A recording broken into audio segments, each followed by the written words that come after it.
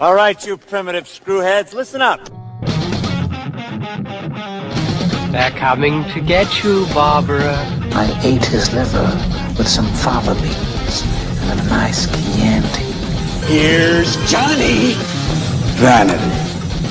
Definitely my favorite sin. I am the devil, and I am here to do the devil's work. The power of Christ compels you. This is my boomstick. What's your favorite scary movie?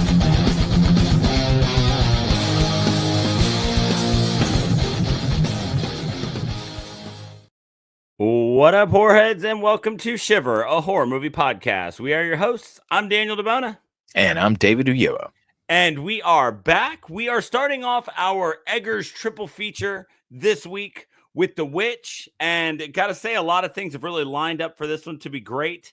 We have made it through two rough ones to start season 6, but it is now February. That is the sound of dry January officially being over. And do you partake? I don't. I do dry January from like Halloween, but especially from like Thanksgiving to New Year's. I probably just do irreparable damage to my body for like 5-6 weeks. And between, like just being busy at the bar, Christmas party season, time with family, stuff like that. So I do dry January. And it makes me feel at least a little better about it mentally. Plus, every January, I'm always like, all right, since Halloween, I've gained X number of pounds. Like, I need to try to get this straight in January. And not drinking keeps me from snacking. So there you go. Very easy to justify that late night Taco Bell run when you've had a couple beers and bourbons. That does happen. So we are going to do The Witch this week as we get into our Eggers triple feature. So let's get into this thing with a section that we are calling Wouldst Thou Like to See the World? Dave, what do you think about The Witch, man? I love The Witch. This is an amazing movie. It is hard to believe that this is a debut feature. Right. It's wild to me. I the only other debut film that I think is anywhere on this level is Hereditary. Yep. There is, and I think that Eggers and Astor are just head and shoulders. They stand above everyone else. They are special right now. Yeah. And it doesn't have to be just horror either. Because The Northman, which is not going to be part of the triple feature that we're doing, as it's not horror, is a spectacular movie. I mean, it is just wild how good a movie that is. So you're right. We had a rough January on this show. Each one was worse than the other. And I'm so excited to be able to fawn over a movie again. And I'm so glad that we're doing this with Eggers. I don't know if we did the Ari Aster double feature in February as well last year. I want to say that I want to say it's been a couple years, honestly, since we did Was it 2 years ago? It's been at least 2 years ago that we did it because I was still 2 houses ago when we did that one. I remember being in that kitchen, which, by the way, if you're watching us live, please ignore the mess behind me. As we may have said on the past couple weeks episodes, I moved. So the barren walls behind me will hopefully not be barren forever, but that is why it is a mess behind me right now if you're watching us live. You're welcome to take any of the shit that I've got behind me. There's way too much clutter back here. I don't know how anyone I've got my mutilator poster here. Nice. From Grasso. Got to find a big ass frame for it. This thing is huge. So got to find a big frame for that. That'll go behind me. That'll be good for being behind me. So when it comes to The Witch, I say this all the time with movies that I love. I'm not going to bury the lead here, right? This movie's incredible. What's amazing about this movie is I have made no qualms about the fact that I am a folklore freak. This subgenre of folk horror has really just become my niche, right? I spent about $90 on books after Christmas, and they're all either folk horror anthologies or folk horror books that came highly recommended. I also watch a lot of movies about witches and folk horror movies. And what's really fascinating about The Witch is your general high-rated folk horror movie has its head so firmly up its own ass, trying to be super artistic, that you have to really, really, really be into it, like into the aesthetic and into what the movie's about to enjoy it. It's You Will Not Be Alone and some things like that that I think are great movies, but at the same time, I can't think of anybody else that I would recommend them to. What's amazing about The Witch is it manages to capture a lot of that while still having mainstream horror appeal. You don't have Yeah. to be super into the idea of folk horror for this movie to ring for you, because it checks a lot of other boxes. It does a lot of things in a very mainstream way that the trend tends to be in folk horror to do in a very super artistic way. Not to say this movie isn't artistic, but it has that appeal that these other movies that, like I said, I watch all the time and are usually in foreign languages. One of them is in like Croatian. So it manages to do the things that those movies do in a way that appeals to a broad audience, and that's super impressive to me, because I feel like there are all these others that I really, really like that I just would have a hard time finding somebody else to, as you said, fawn over about, because they're very into just like one specific thing, or they just get super bizarre.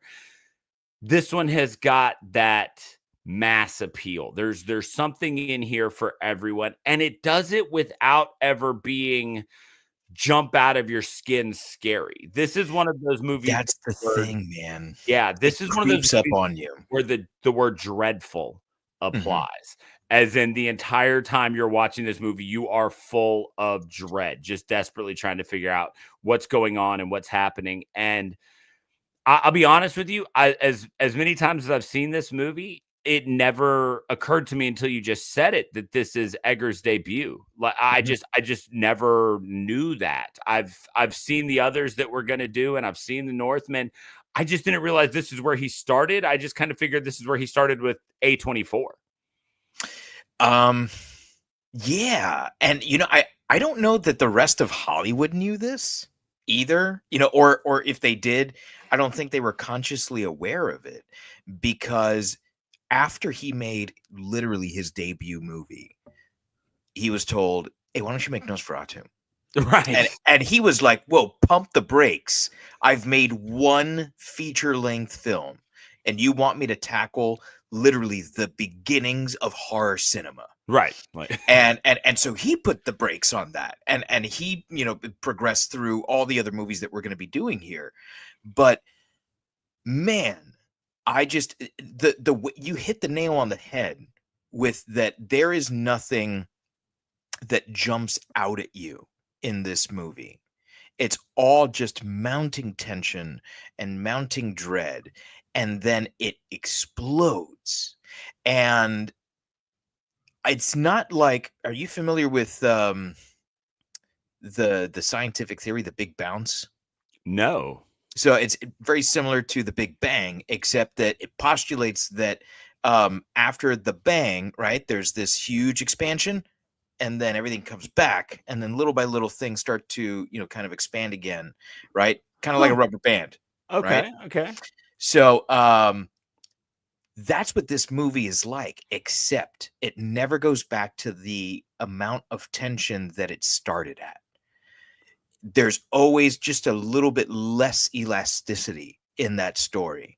So I feel like every time the tension explodes, the recovery period, you're not going back to base. You're not going back to 0. Now we're starting at 10. And then the next time it explodes, we're not going back to 10. We're starting at 20 until the Yeah. explosion is literally coming so fast. At the end of this movie, it's like bang, bang, bang. And there's no chance to recover, really, until you're like, what the fuck did I just see? Right. It's insane, and it's beautiful. You're 100% right. Mass appeal here. and manages to be artistic without having its head up its own ass. Right. I think there's only one other witch movie I can think of that manages to do that, and it's not like this at all because it doesn't take itself nearly as seriously as this movie does. But The Love Witch. The Love Witch knows exactly what it wants to be. It's a horror comedy, but it's also a romance. And it's also social commentary, but it's supposed to look like a 60s Hammer horror movie. And it does all those things majestically like this one does. This thing is shot in natural light. Yes. There is no artificial light in this movie, and so it doesn't look like anything that you are watching that comes out. What year is this? 2015? 2015, Nothing in 2015 looked like this. Nothing today looks like this. No. And that, I think, is one of the things, because it's not like there's one.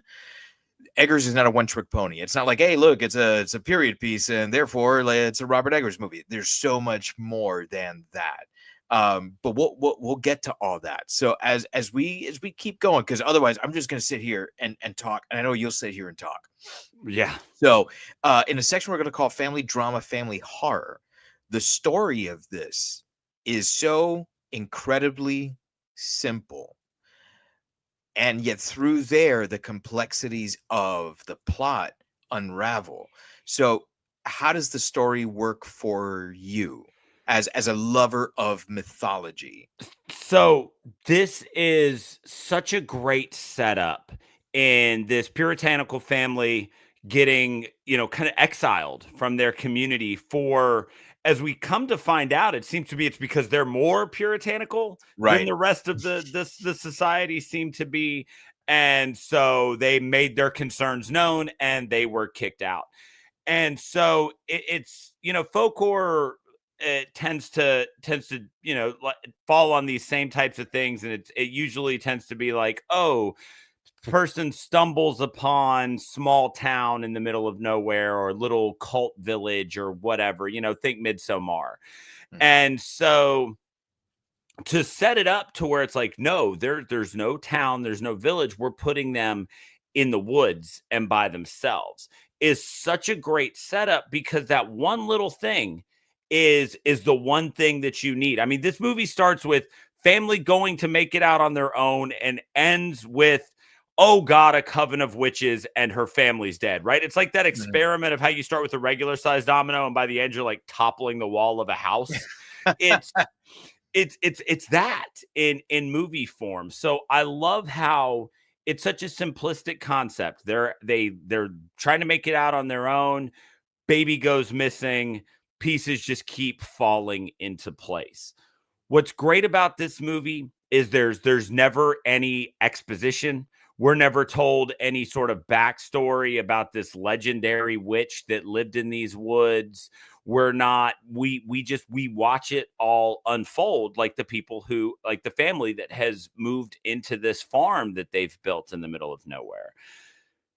The drama aspect of this is so vital because it keeps that tension up. Because even when you're not dealing with something directly related to the witch or to the woods themselves, which are constantly referred to as if they were a living entity within this movie, the woods are referred to as a character in this movie. And so even when you're not directly dealing with the woods or the witch, as it may be, the drama is what keeps the tension there. I can't imagine for a second what you would go through as a parent to try to forgive one of your children for losing another one of your children. And so that being the setup for everything that happens here, it's like, okay, well, this is going to be tense forever. Like there's never going to be a letdown in Thomason's life. This is just what she's going to have to do now. And so I love all of that. I really enjoy the aspects of this movie that are just in the woods. Just the way that those are shot. It takes the idea of the woods being a character from more than just being a couple of words that are said. And the woods become such a vital part of everything that's going on that you tell, like you said, a very simple story, which is we've moved away. How do we survive? And so it's interesting because like from a story perspective, this is one of the most simple stories that we've ever done. There are not a lot of plot points in this movie. There are just waypoints along Thomason's path to signing her name in the book. You're right. There's almost no story, except that this is the story of how America starts. This is, and the end of the movie tells you this. It's not based on any one story. It's not based on a novel. It's based on a collection of stories from that time period. Yeah, it says that some of the quotes directly come from firsthand sources. And it makes a lot of sense because as an English teacher, a high school English teacher, one of the books that I teach year after year after year is The Crucible. Arthur Miller's play. And there's so much from that play that he, as all fantastic writers do, went back to source material and did a lot of that, journalistic stuff that he started out with, and found actual documents, people's names, and what was written and what was said. And there's so much from this movie that I remember the first time I saw this, I'm like, man, I could totally show this movie instead of showing the Crucible film. And everyone will be a hell of a lot more interested, but it'll still be pretty accurate to what it is that the Crucible's depicting, because it's all about, this is where America starts. And if you think about where America is today, we haven't really moved from here. Yeah. This is the story of America, not where it starts. This is the story of America, period. Hard stop. This is who we are.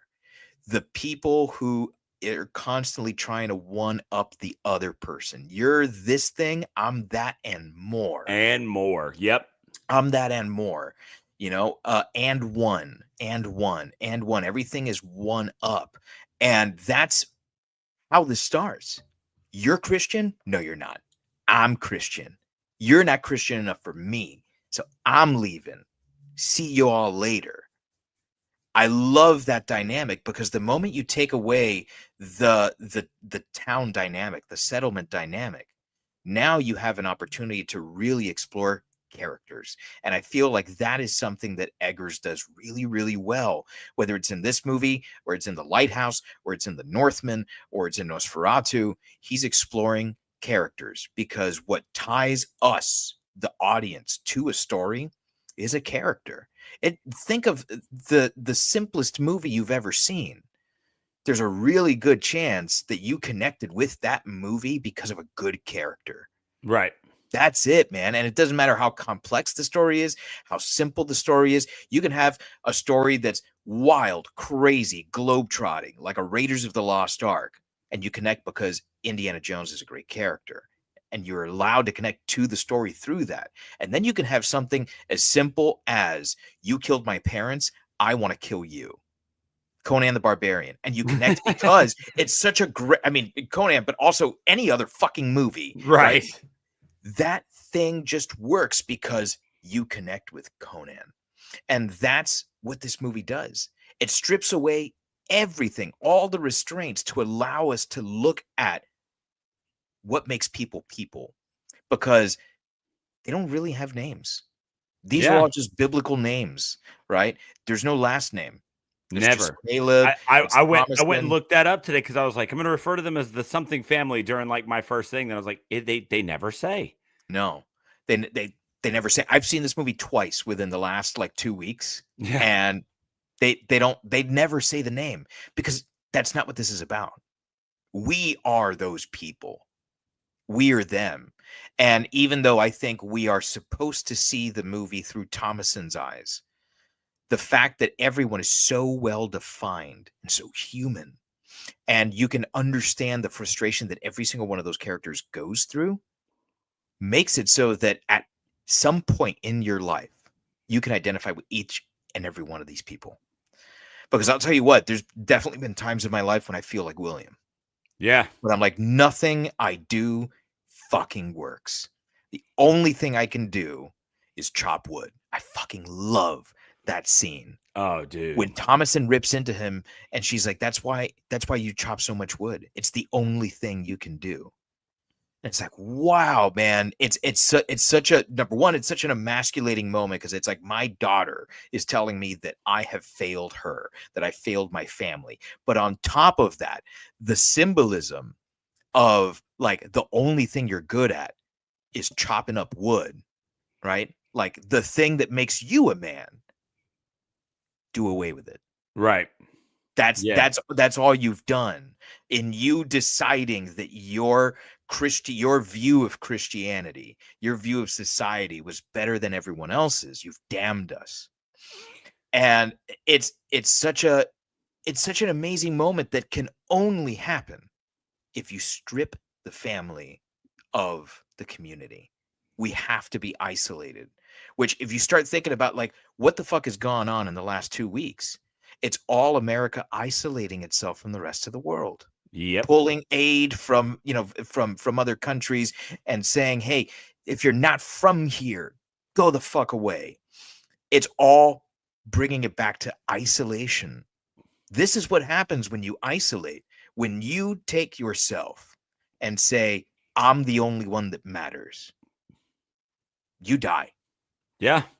Yeah. No, and because of that tension that is built through character development and this very minuscule story that's told, we said at the beginning that there's no jump scares, right? There's nothing that's overtly just type scary.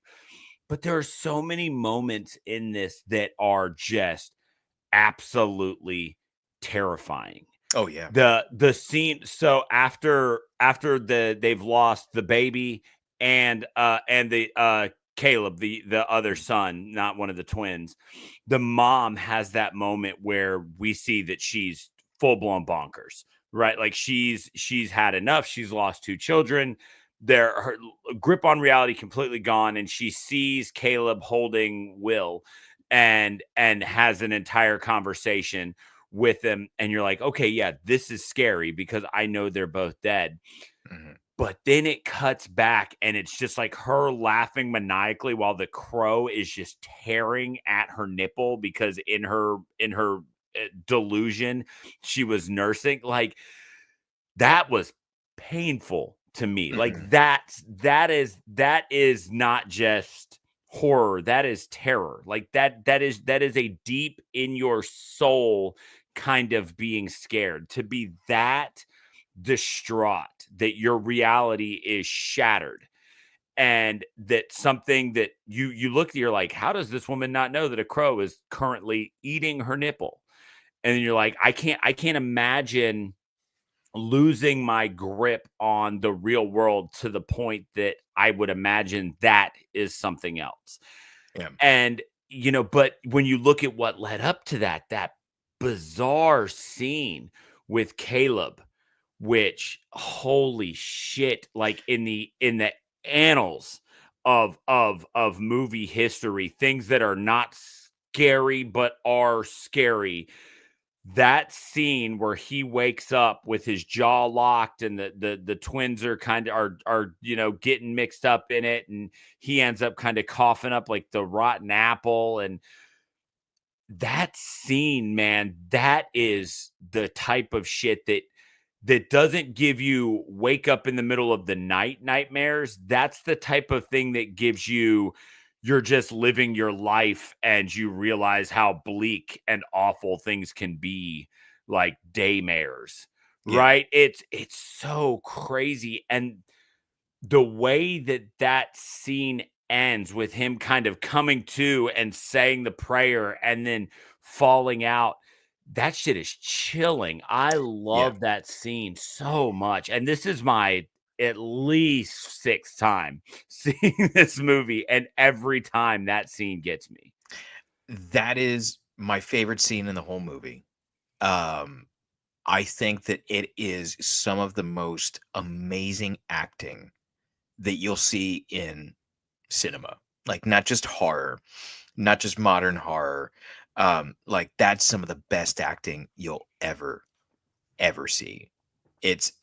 Chilling is the way to say it. I would say it sends shivers up my spine. Yeah. Like that, it's crazy. It's absolutely crazy. And what I love about this movie is that most movies would have taken a different approach. And even if the rest of this film would have been done exactly the same way, the fact that Eggers lets us know at the very beginning, there's no wolf, there's no person who snuck the baby out, baby's not missing, baby was taken by a witch And turn was to sacrificed. Yeah, like turn to soup or lotion. Turn to soup. Yeah. Yeah. Knowing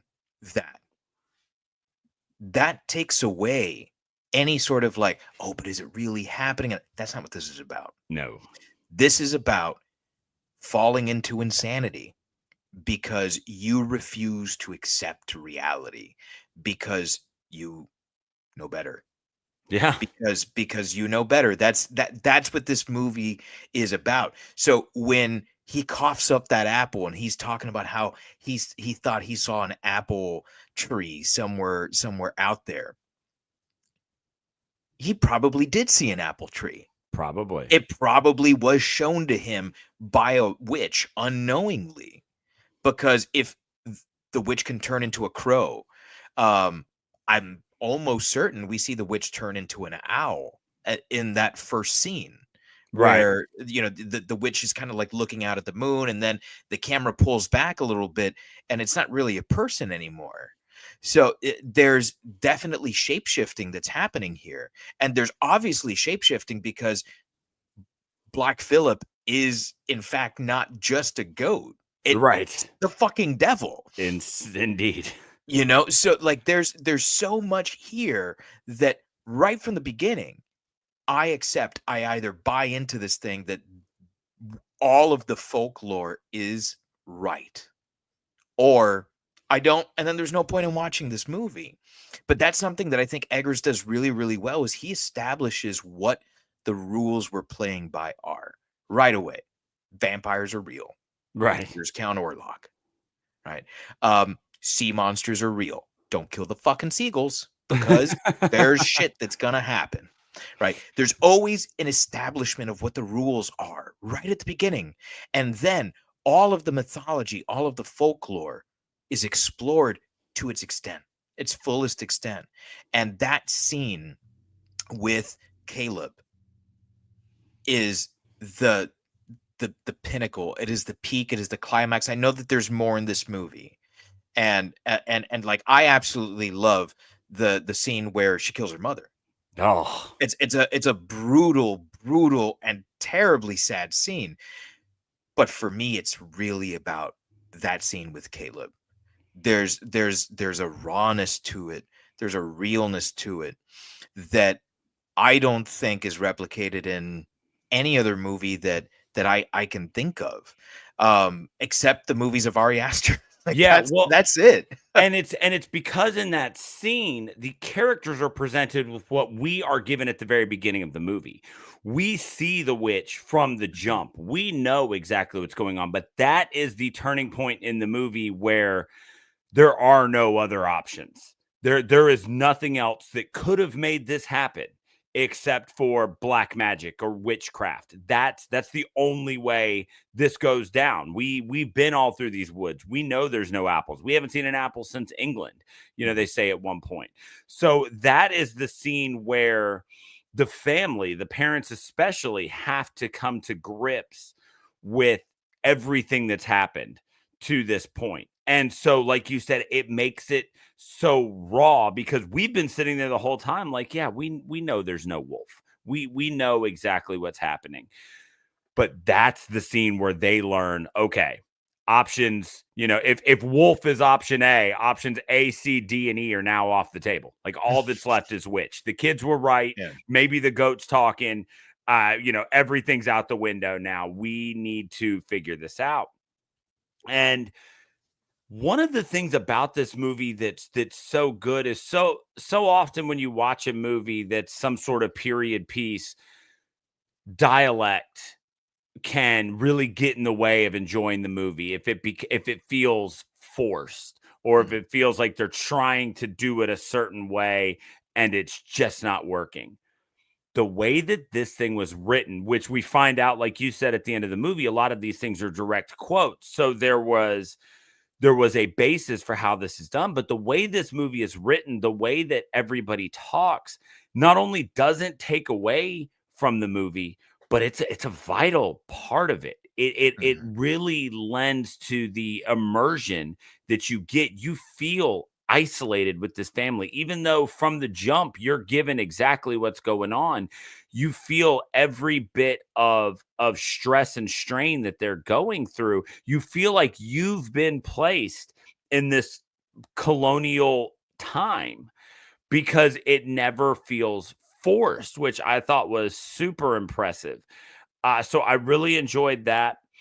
I loved that when we do finally get that final explosion of action, like you were talking about, the pull, the bounce back, the pull, the bounce back. He locks them up in the barn, and you're like, okay, well, maybe nothing's gonna happen, right? And then it's just boom, boom, boom. Crows eating the nipple, naked old witch is milking the goat, wakes up in the morning, goat house is destroyed, Black Phillip kills him. It's just non-stop. It is so insane how much storytelling and action and everything we get from that moment that Caleb turns till the end of the movie. It's incredible how it doesn't even necessarily feel like a payoff. There are plenty of movies that I love where the tension builds and builds, and then there's eventually a payoff. The first one that comes to mind is Audition, which I think is an absolutely amazing movie. We'll do it on the show eventually. But it's one where when the dam bursts at the end and the tension breaks, that feels like a payoff. In this movie, it doesn't feel like a payoff. It feels like the only logical next step. And so when you look at everything that happens in that last 13 minutes of this movie, which by the way is less than 90 minutes long. This movie is 83 minutes long. When 13 of those minutes are just balls to the wall insanity at the end, when it all finishes up and you sit back and you go, well, that made perfect sense. I didn't see it coming, but now that it's happened, I don't know any other way it could have gone down. That's crazy. When you can tell a story where that sequence of events happens at the end and you're left going, yeah, I mean, what else did I think was going to happen? That is amazing storytelling to perfectly build to that ending. Is like nothing I could imagine doing as somebody who is not a writer in any aspect of the imagination. Even when I have those drunken moments where you're storyboarding the perfect movie with your friends, I've never been able to be like, I want it to end with two twins dying, parents getting murdered in bizarre ways, a goat turning into the devil, and then a bunch of witches flying around a campfire.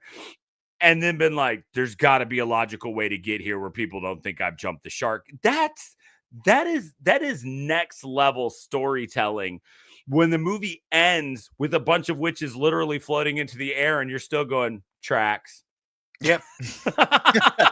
Well, and the thing is that it was the only way that the story could go. Exactly.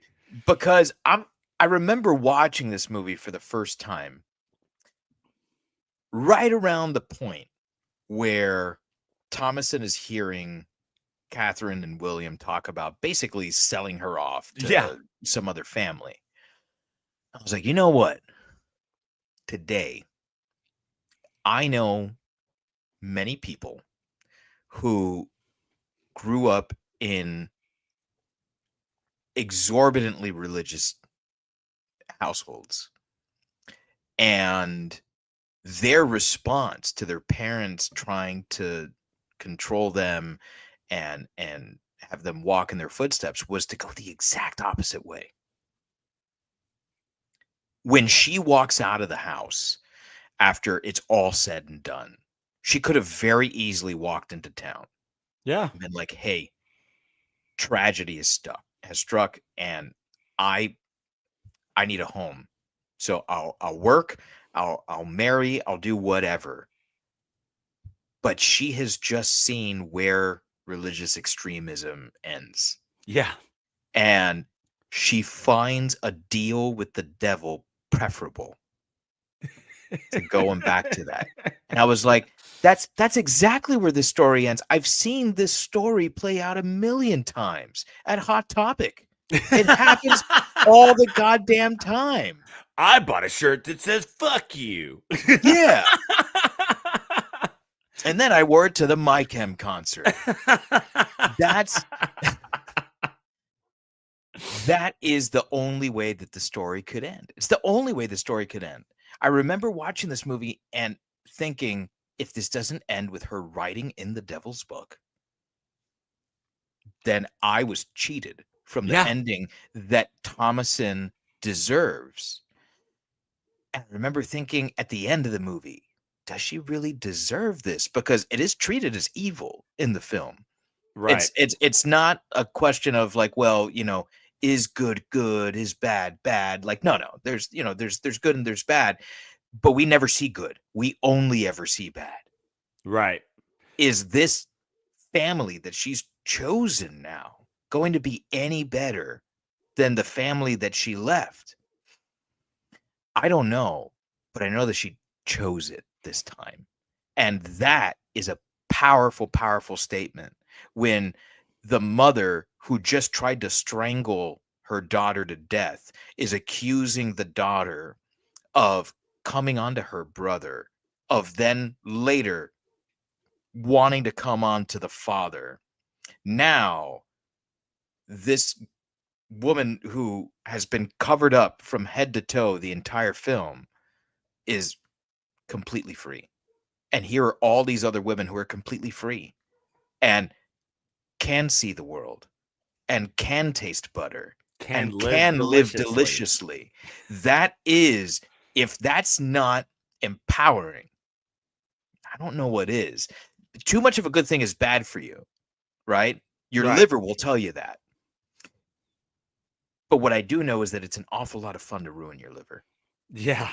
I mean, and there's an idea here that very much plays on the modern take on paganism and being Wiccan, which is this idea that, or the modern view of it, even looking through the past, which is that idea that women chose witchcraft and people still choose to be Wiccan or pagans because of that freeing aspect. Mhm. There's this whole idea where we as a culture are, more and more people are embracing these things because there's a sort of moral ambiguity that comes along with it.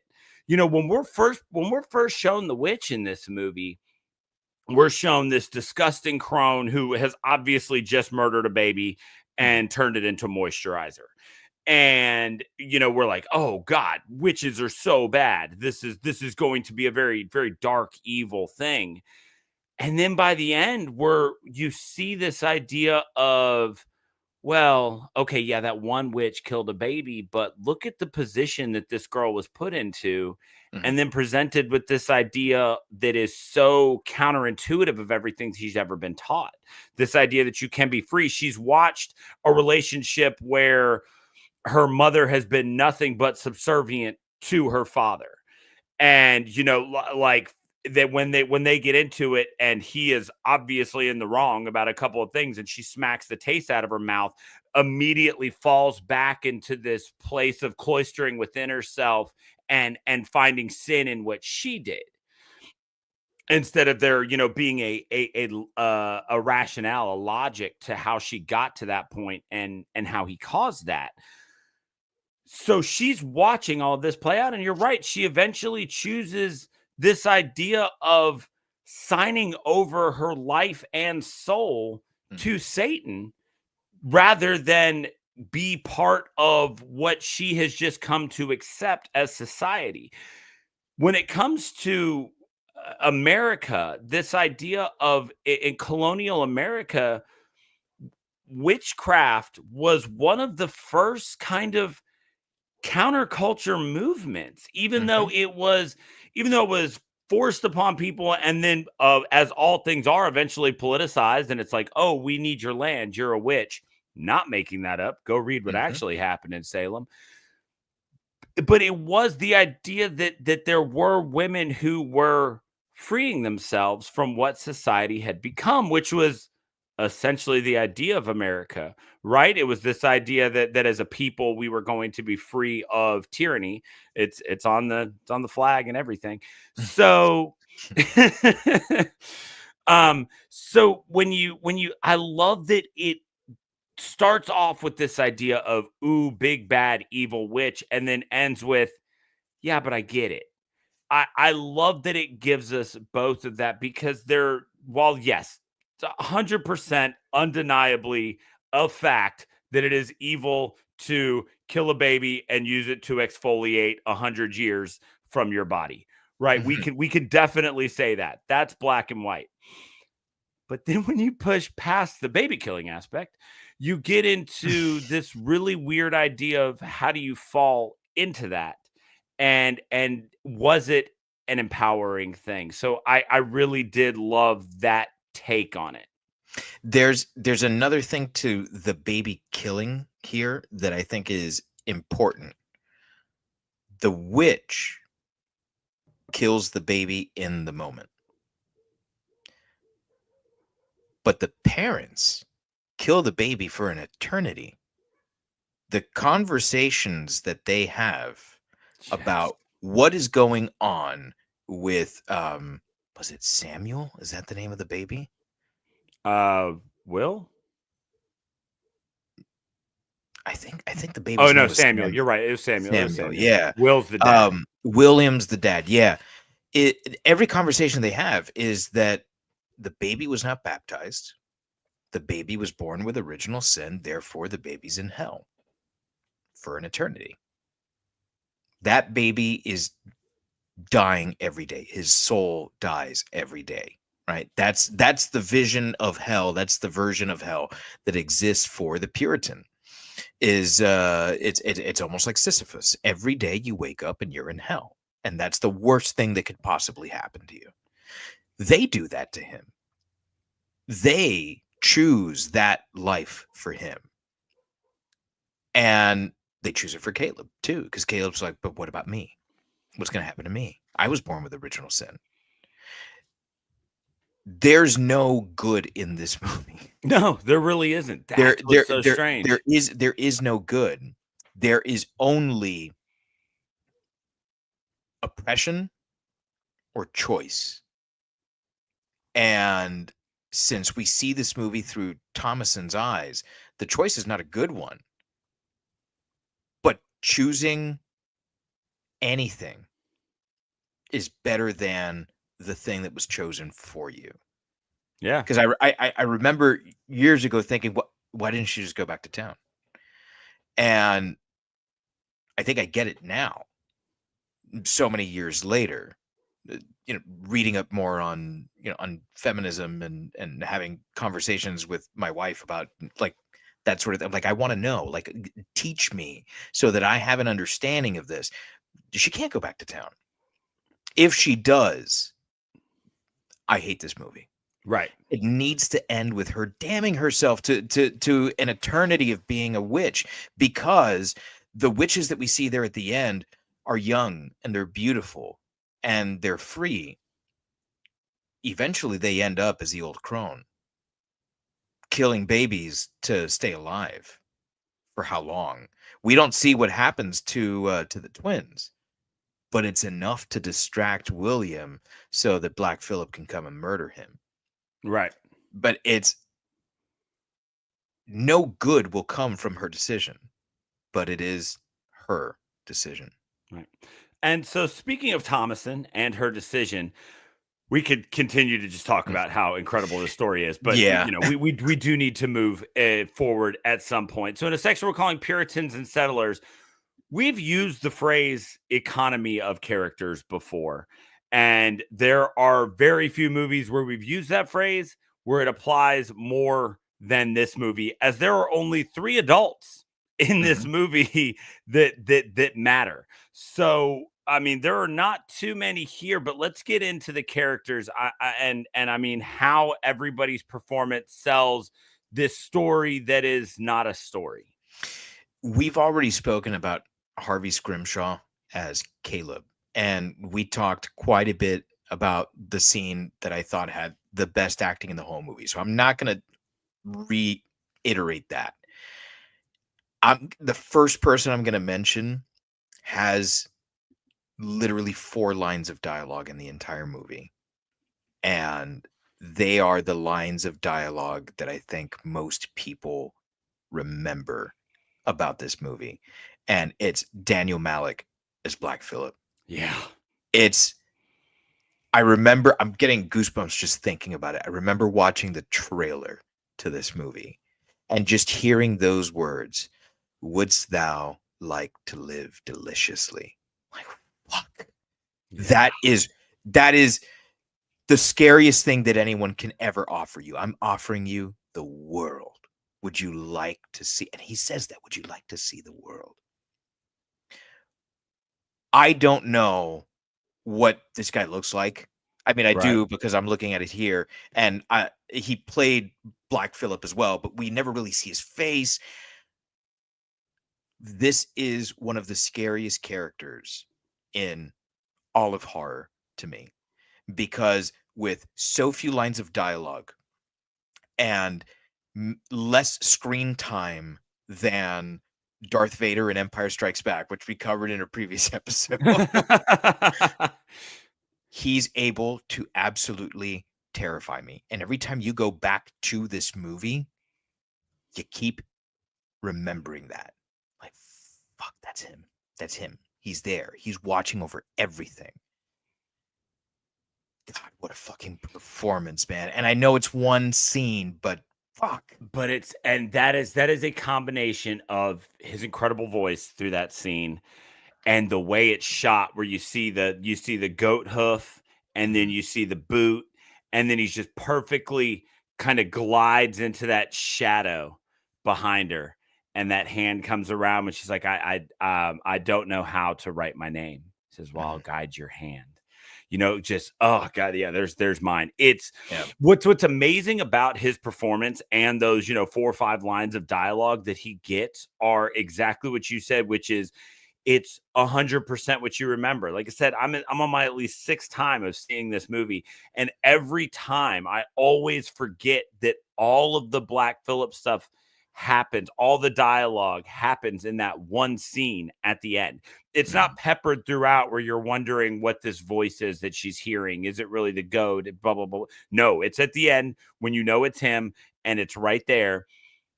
And it's so perfectly done. And it's incredible. He does such a fantastic job. I'm just gonna go ahead and take this one. Anya Taylor-Joy as Thomason.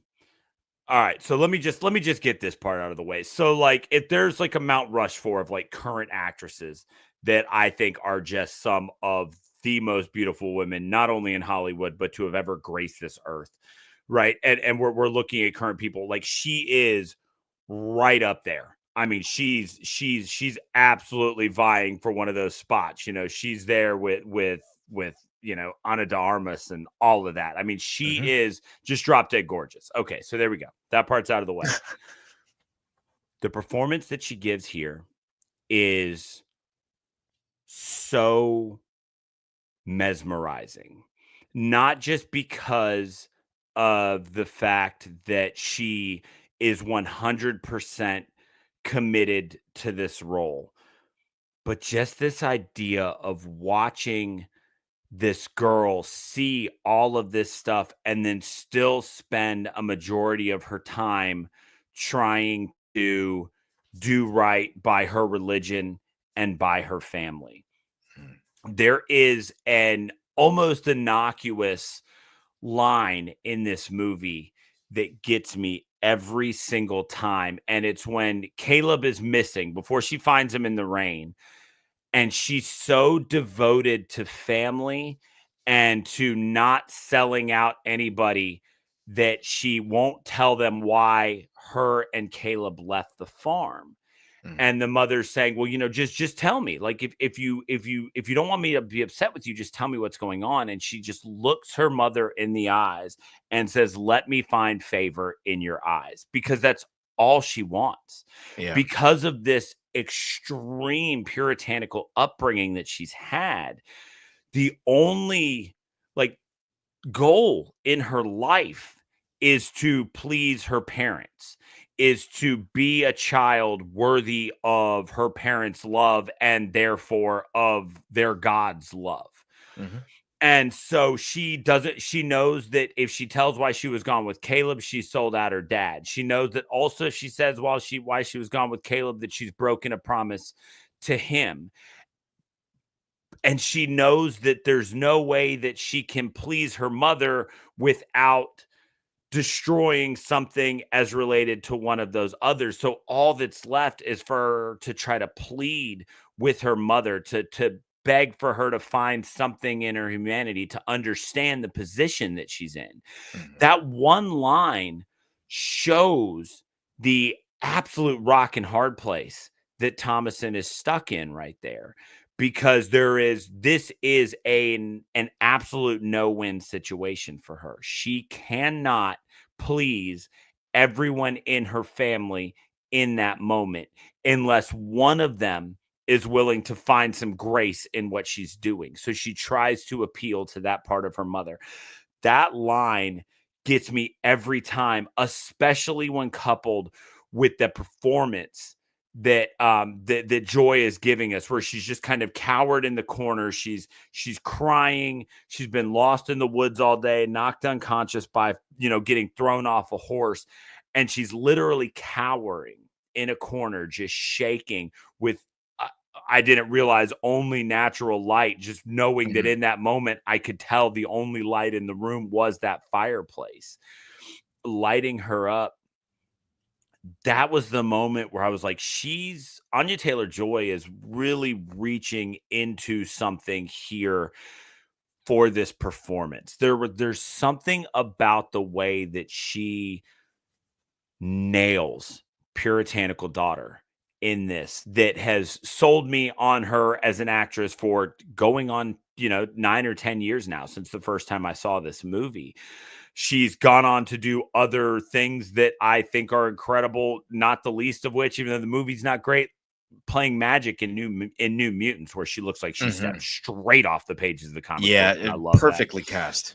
But she really set an incredible bar for what I have come to expect from her with this performance. I every single time when the way she flips that switch where she's cuddling Caleb because she's not sure exactly why he's upset. It might be because he just saw some cleavage and he's obviously kind of going through puberty.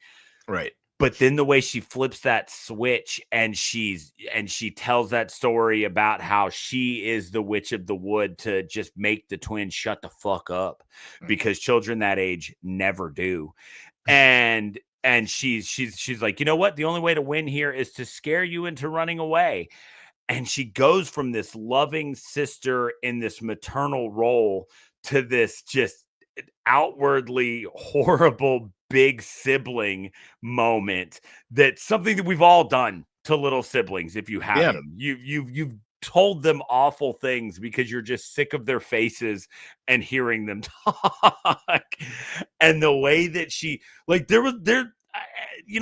time there's always a moment where I'm like, was she always the witch of the wood? And she was telling us right here, or does it really happen at the end? Because she's so convincing just to scare these little kids.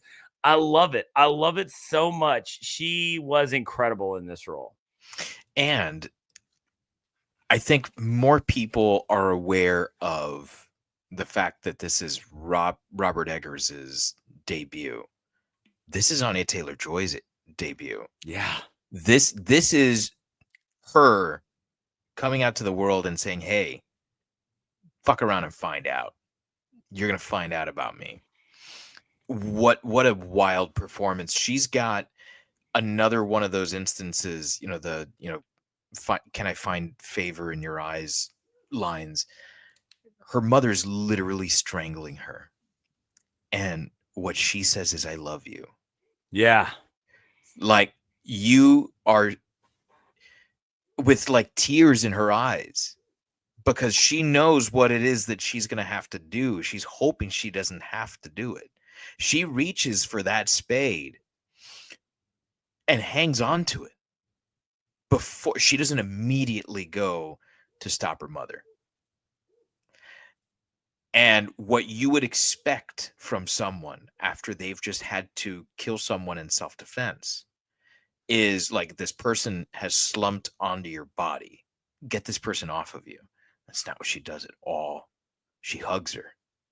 Yeah. Man, there is so much pain in that scene. It's her performance is amazing. It's absolutely amazing. And everything about her, like, maybe she does know that Caleb is looking at her cleavage at that moment, and she's just trying to kind of play it off as if like, hey, it's okay, like that's normal. But also, how much does she know about sex and any of that stuff? Probably not very much. But she's doing the best that she can to get her brother through a moment that he's going through something.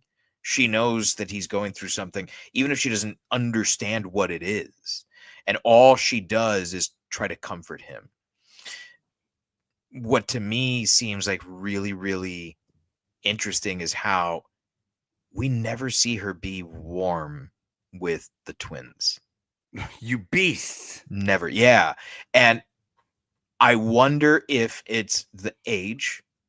Maybe she was warm with them when they were younger, before they became the bane of her existence. Yeah. But is it possible that she kind of suspected that Black Phillip was real and actually suspected that they were under the influence of Black Phillip? Because her performance is so nuanced and so subtle that when she tells her father, the devil is here, it's Black Phillip. The first time I saw that, I was taken like by surprise. Yeah. I was like, she believes them? And I was wondering if she did actually believe them, or if she was just trying to get herself out of a nasty situation. I still don't know. Right. I still don't know. And that's how good that performance is. It has nothing to do with the movie being not clear enough. I think it's intentionally ambiguous. But her performance is intentionally ambiguous. It's great. It's fantastic. I could watch this movie 100 times and not stop falling in love with her performance here. Falling in love with her. I want to save her. Which I know is not the right call either, because she needs to make that decision for herself. Right. Like that's the savior thing that is like not fucking cool either. But that's what I want to do. I want to get her out of that bad situation. Like, no, go eat the fucking apples. Go fly in the fucking sky. Like, I love this performance. It's amazing. Yeah. And just sidebar before we move on with characters, there's a moment that I wanted to mention. that moment right after she kills her mother.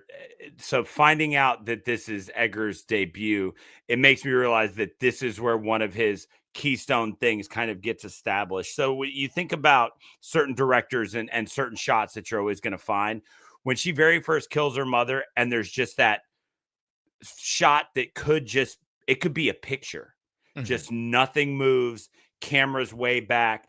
That really, I've seen all 4 of Edgar's films. That really is something that he has perfected, like over 4 movies. And to find out that this is like the first one where he really did it, that moment where you just have to sit in it. You just have to sit there and take in what happened, and nothing drastic is going to happen. It's not still because something is about to scare you. It's still because he just wants you to experience the moment, that the way the character is, which is, this just happened. You saw it. You can't unsee it. Sit with it. And that is one of the most powerful shots in this movie, because in that moment you realize she's lost everything, and you're wondering how much of it is her fault or her doing. And you just have to sit there, and you're just waiting for something to happen. And then when nothing does, you can't do anything except for let your mind race. And oh, so good. That is the brilliant. I mean, Eggers is amazing. His cinematographer, Jaron Blaschke, is fucking awesome. And you're right. Every frame of this movie, and Blaschke's done all 4 of Eggers' movies. Every frame of every Eggers movie could be printed and framed. And I mean, just look at this portrait of Anya Taylor-Joy behind us. It's the most perfectly lit, perfectly framed portrait of a woman accepting her new fate. Oh man, so perfect. So perfect. Okay. Talk about. All right, so I think I'm gonna go with Ralph Ineson as William. For starters, again, I'm gonna go with the voice. Yes. That voice is chilling. Like, it's not a soothing voice, and yet his character is somewhat of a soothing character.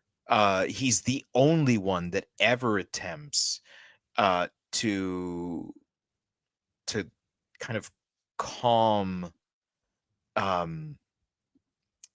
Thomason, because even Caleb, you can tell that he loves his sister, but he's still so young and so, going through the emotions of losing Samuel, that I don't think he's capable of being there for her.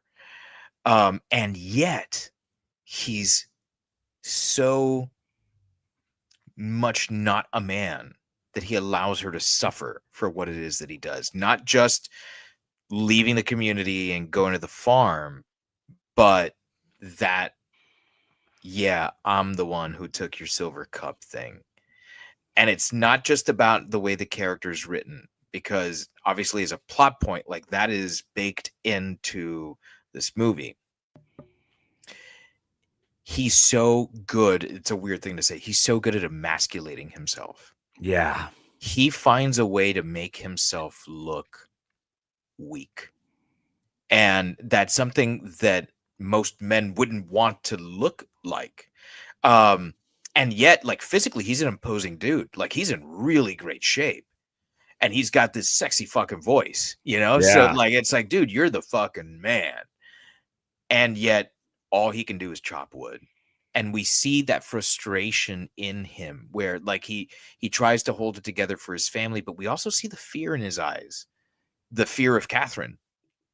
He's afraid, whether it's of letting her down or whether it's of drawing her ire. He's afraid of her.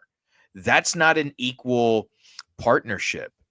And what happens before they agree to leave the settlement? I don't know. Because Catherine does seem to be the one who's more like very, very, by the book religious. Like he's willing to lie to her. He's willing to, make deals with people and steal. Like he, truthfully to me, doesn't seem like this hard-edged Christian. Right. It seems like he's kind of going through the motions, even being a man going through the motions. There's so much subtlety to this character because he's loving, but also loves himself. Self-preservation is a big thing for him. There's so much nuance here. As many times as I've seen this movie, I feel like I need to watch it many more times to get really his performance in. Right. And I mean, you talk about that voice. I mean, this is the man who's been tapped to voice Galactus in the new Fantastic Four movie. Like when it comes to imposing voices, that's a top tier role. Yeah. So we're obviously not the only ones who think that. What's incredible about his performance, which you touched on there when you said it seems like he's just kind of going through the motions. When we're first introduced to him and we're presented to him as this puritanical hardliner, we immediately see how, everybody's got a plan to get punched in the face. Yeah. Right. Everybody's got beliefs until having those beliefs makes life hard. Mm-hmm. And we learn very quickly that yes, this is a man who was willing to move his family out and put them through all of this because that community wasn't good enough for him. But as soon as shit got rough, yeah, he's stealing.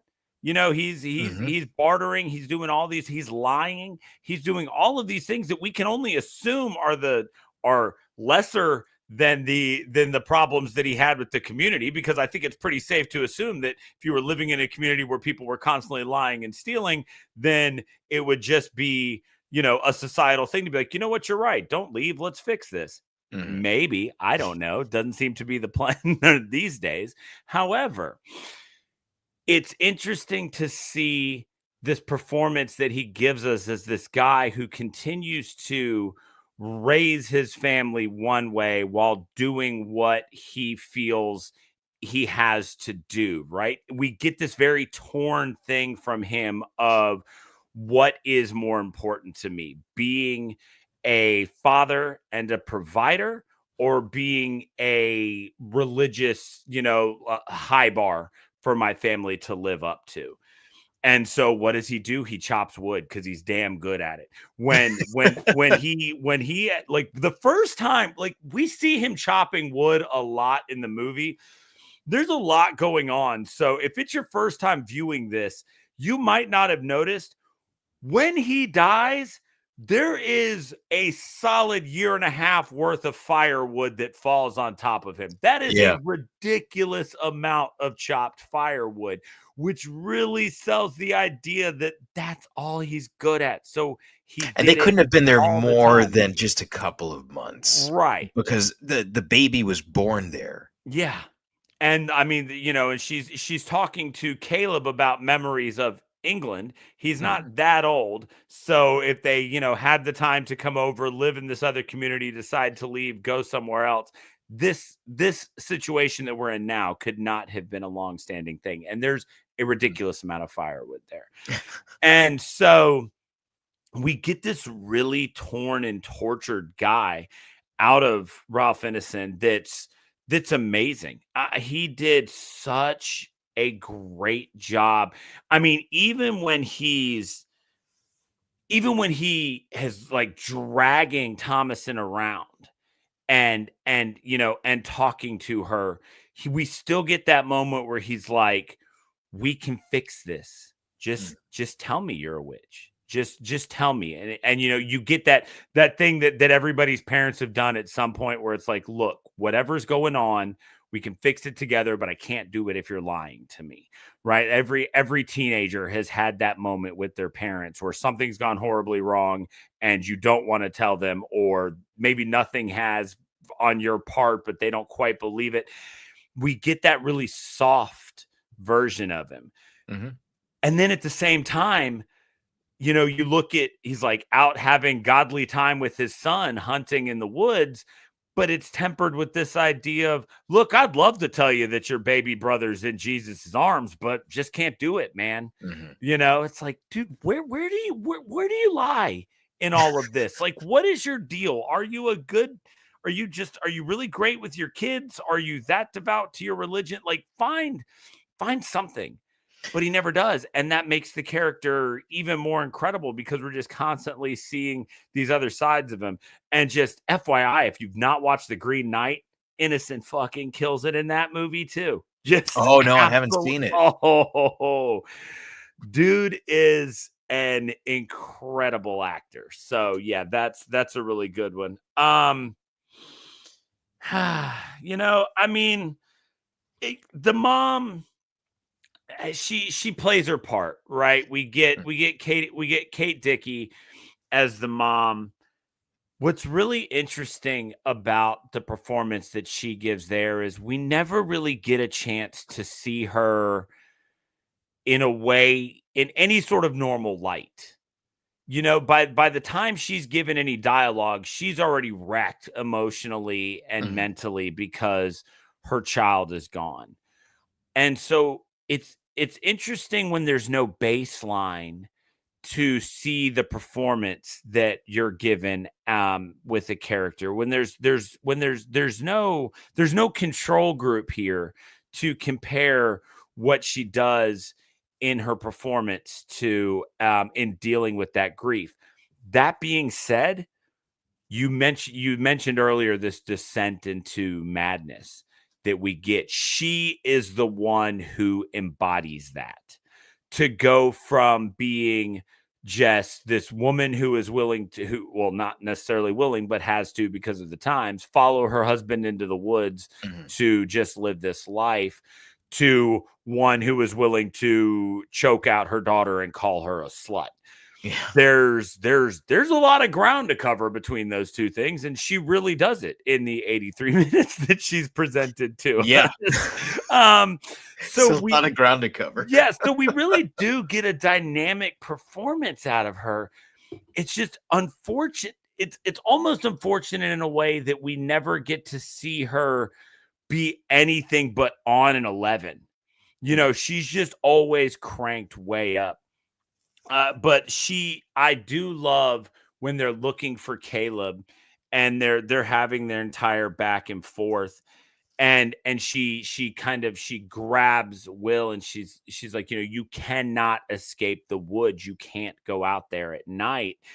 And he just kind of blows her off. And she gets that one moment, right, where she's like, you know what, this is enough is a fucking enough, and just smacks him. And you're like, okay, here we go. But then she immediately, you know, just kind of backtracks on all of it. And then we get the closest thing we get to normal out of her, which is just holding the twins and telling Thomas and she doesn't have to worry about bedding down the goats and all of this. And we kind of, you know, there's that one moment where we get kind of a return to normalcy out of her. But if you know, so without having a moment other than that one to compare her performance to, it's very interesting to watch somebody only give us this performance that's just absolutely redlined from beginning to end. I was really torn with whether to mention her or William first. I feel like Kate Dickey just knocks it out of the park. And there's something evil about her that I can't quite put my finger on. And yet something damaged, because clearly she's growing up in the same environment, which is like totally damaging to someone. And so, like, is she this way because she had to become this way? Or is this commentary on what wives are like? Like I'm not 100% certain about her character. What I do know is that we get almost like 3 different characters in one Yeah. here, and each one is as scary as the next, because I had I have, I think, a pretty good relationship with my mother, but I would have a recurring nightmare of my mother trying to kill me, which I know hurt her when I first told her that. Um, because my mother never even like lifted a finger against me. Right. She never even spanked me. Um, and I know what that fear is, to fear your mother, even though it was only in a dream. She does such a really good job of that. When she gets struck in the face with the spade, and she's just looking at her in disbelief. I can think of very few times in my life that I've ever been that scared. Yeah. It was like, holy fuck, mom's going to kill me. She's going to murder me. And not in the like, I'm grounded for the rest of my life. She's going to take away my car keys, or my girlfriend can't come over. Like, no, mom is physically going to suck the life from me. That was terrifying, absolutely terrifying. The out of her mind with grief mother with the crow, like you mentioned, but also the weeping. The weeping is so eerie, so creepy.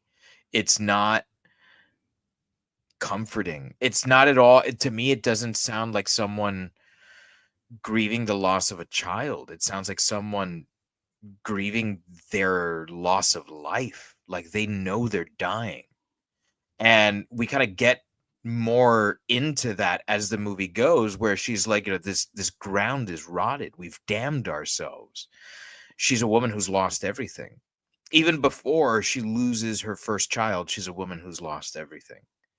And it's sad and it's scary all at the same time, her performance.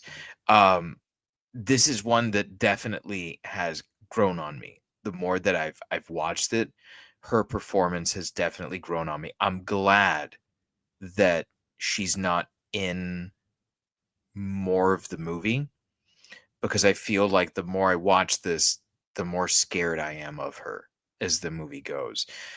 And I don't know if it's because she is afraid that Thomason will end up like her. Maybe she's jealous that maybe she sees something in Thomason, that Thomason might potentially become someone who is liberated and who is free, and she wanted that for herself. She goes out of her way to say that, like, it's not vanity, the reason why she wanted that silver cup that her father gave her. It was for food or whatever. But why is she upset about it? He did the same thing that she was going to do. Right. Yeah. She said, we could have sold it. Food. Yeah. Like, well, he did. Yeah. Did she marry an idiot? Is she upset that she married a man who constantly fucks up? I don't know. There's so much to her character. The more you think about her character, the more you watch her, there's so much subtlety, so much nuance. And I think of all the characters we see here, except for Black Phillip, she is the most frightening. Yeah, absolutely. So, that's pretty much it for human characters that we have here. But we do have a couple more people to get into, and so in a section that we're calling Black Phillip and Other Madness, let's talk about the folklore that we're kind of presented with here, and Black Phillip and the witches as characters. I mean, how does that work for you? For me, the use of the goat is so traditional and works really well in this movie. Yes. And I feel like it's something that isn't as part of the cultural zeitgeist as the goat is as an anagram for the devil. I feel like it's not used enough. And like that image of Baphomet, right? The goat devil is one that I think is pretty much like it's universal. I think so. There's Yeah. there's something about the like, and obviously like that's Judeo-Christian, but there's something about the goat that is universal. There's goats all over the world. Any part of the world you go to, there's a goat, a version Right. of a goat. Um, its eyes are so foreign to our eyes. It's Like the eyes, man. I can look at a bird and see some version of myself there. I can see some other land, a cow, a horse, a dog, a cat, a big cat, even. I can see a fucking leopard and be like, there's something there because I see it in your eye, right? Not with a goat. Yeah, man. There's something about that goat eye, which is also very similar to the the squid and the octopus. Their eyes are just fucking weird. Yeah. And also very demonic when you start looking at what demons in art history look like. You know, they're tentacled, they're horned, they're goat-like, the goat legs, hairy. That's the use of the goat here is so perfect. Had it been any other animal, had it just been a man the whole time, it would not have been as effective. And then the fact that we see varying witches here. I love that we get the old hag as the witch. It's the first witch we see, and it's the penultimate witch we see because the last witch we see is Anya Taylor-Joy. But I love that we also get the beautiful witch, the seductress. Like, yes, come. No one is going to be seduced by the wicked old witch. They're going to be seduced by the one that we see seducing Caleb. Right. And it's no surprise that what draws Caleb in is that witch. He's going through puberty. He's looking at his sister's boobs. Yeah. You know? So like some other woman comes up to you with cleavage. A What buxom woman. Yeah, she's a stunning woman. What are you gonna do if you're this? What is he? 11, 12 year 11, old boy, 12 would be my guess. Yeah. you know? I know what I would do, Yeah. and I'm a full grown man who can control himself, kind of. Yeah. First off, yeah, Charlie, the actual goat who played Black Phillip, also deserved an Oscar because of the fact that Black Phillip is so present in this movie for having so little screen time. Mhm. From the first time that we hear his name and we see the kids kind of messing with him, and he's immediately established as a threat because they're all afraid as William is wrestling him back into the pin. Mhm. So we're immediately kind of shown that Black Phillip is more than just a pet. Like there is something there to be kind of worried about. I thought that he did a great job, and you're right for everything you said about the goat. The witches in this movie are so great. They're so great. We are so the idea of the witch has through history and cinematic history. We've seen so many different things. Wicked is huge right now in the theaters. We got two very different types of witches in there. You go back through history, mythology, and folklore. You're looking at Baba Yaga and witches like that are only crones that live in the woods and do horrible things. What's fascinating here is we're presented with all three traditional witch archetypes: the maiden, the mother, and the crone. We get all three out of Anya Taylor-Joy, the one that seduces Caleb, and the one who shows up at the very beginning / in the barn later on.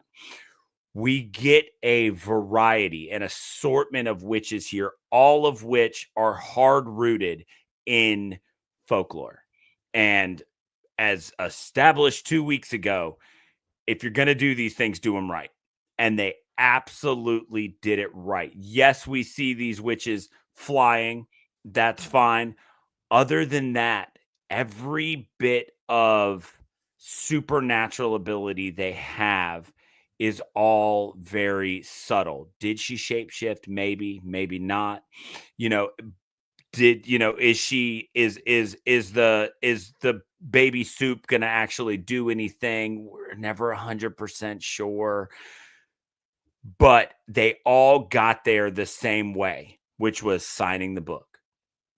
And what we're presented with Anya Taylor-Joy becoming a witch, where she was just promised these things that were the opposite of what she had been living and what she had seen the fallout of that be. It's a safe assumption that something very similar happened to all of the others that we see around that campfire. What's also amazing is whenever we see the witches, they're always presented in a way where they're happy. They're happy about whatever's going on. If it's from the baby one at the beginning to the ones dancing around the fire at the end to the really super scary one who's laughing as she milks the goat. They're always happy. They're never presented as some sort of tortured entity who was tricked into this. We are led to believe that they have now been allowed to live deliciously. And so I think that the way that they're presented here is perfect to that idea of the New England colonial witch. And it really hones in on that. There's a little bit of what you get out of like Appalachian witches here, the hut in the woods. And like I was talking about Baba Yaga earlier, those types of witches. But very specifically, what we get out of the witches here, just kind of tearing this family apart for their own means, is very specifically what the idea of this New England folklore witch was about. That's why it became so easy and so popular to accuse women of being witches, because the idea was that any woman who was free could only be so through witchcraft.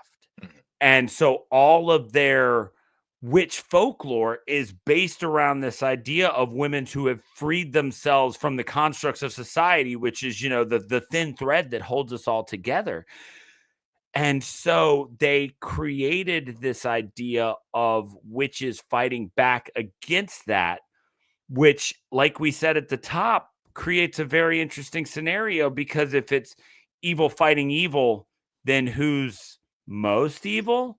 Who's good? Is there any good? And so you get this really subtle social commentary in what we're given out of the witches of this movie. And I think that they just absolutely nailed it with this. I loved the witches in this so much that it makes me happy every single time I watch this movie. Perfect. So there's only one thing left to do, which is rate this movie. And so if you've heard or watched this show before, you'll be familiar with what we do here. If not, what we do is we rate every movie against itself. We never rate another movie against another. We mentioned a couple of different movies here, and none of them are going to be compared to this, because this is its own movie. However, I'm pretty sure we know exactly how we're going to go here. I think so. We talked at the beginning of the show, and we made a decision on what the metric we're going to use for this one is. So, Daniel, out of a possible 5 tastes of butter, how many tastes of butter do you give The Witch? The Witch is 6 out of 5 tastes of butter. I mean, this movie is absolute perfection. At any given point in this movie, you can pause it, and like you said, you can frame it up, and it would be beautiful. The performances that we're given here are tortured and pure and incredible. The folklore that is used is well established and carried through to fidelity. It is absolutely terrifying. from beginning to, I mean, from the moment that title pops up and that font is just so perfect that it immediately tells you that it's a folktale. From that moment until it goes to a black screen when we see Thomason starting to fly, every second of this movie between those two things is absolute perfection. Like I said, watching this last night was at least my 6th time seeing it. This is not one I plan on stopping watching anytime soon. It's got Anya Taylor-Joy and big floppy hats that should be stupid, but on her they look cool. It's got everything. It is an absolutely perfect movie, and I cannot understand how this could be the first movie you made, but I am so glad that it is the first movie that Robert Eggers made and that he made it. For me, it's also a perfect 6 out of 5 tastes of butter. Because even if this movie was only perfect, like 5, there is a taste of butter that happens in the movie. So, who am I to deny that 6th taste of butter? This movie's perfect. We've gone on and on longer than we normally do about this movie, and we're just getting started with Eggers. So this whole month, if you did not enjoy this episode where Daniel and I just waxed poetic about our love for Robert Eggers, for Anya Taylor-Joy, for everyone involved in these productions, you might want to skip the next one and the one after that. And the one after that. Yeah. So anyway, there you have it. This has been Shiver, a Robert Eggers podcast. Make sure you head over to shiverpod.com where you can find links to all of our social media. We are on Facebook, Instagram, YouTube, and Twitter. All of those things at ShiverPod. You can find videos of the episodes. You can find what we're going to be doing next. We've already told you guys next week's going to be Nosferatu. Really a love story for the week of Valentine's Day. It makes the most sense. So Nosferatu next week. Then we'll be doing The Lighthouse. Things are settling down, so the Instagram is picking back up. I appreciate everybody who's gone out and shared our reels. We've picked up quite a few, at least new likes on Facebook, whether or not the real people yet to be determined. But we appreciate everybody who's doing their part in sharing those things. So thank you guys so much. Including the bots. So on behalf of all of us here at Shiver, fright you very much.